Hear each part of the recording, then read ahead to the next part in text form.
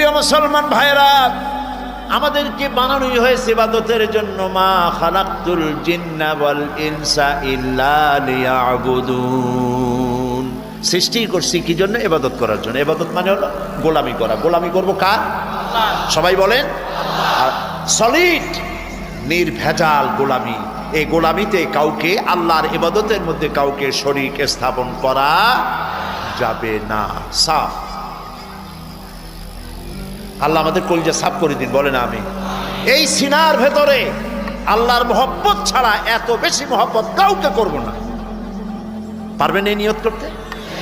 এবং আল্লাহর ইবাদতের সাথে কাউকে শরীক স্থাপন করব না। বিশ্বাস থাকবে কলিজার মধ্যে, আল্লাহ ছাড়া আমার ক্ষতি, বৃদ্ধি, লাভ, নোকসান কেউ করতে পারে না আল্লাহ ছাড়া। খাইরিহি ওয়া শাররিহি মিনাল্লাহি তাআলা। ভালো মন্দ সবটার মালিক কে? বলেন।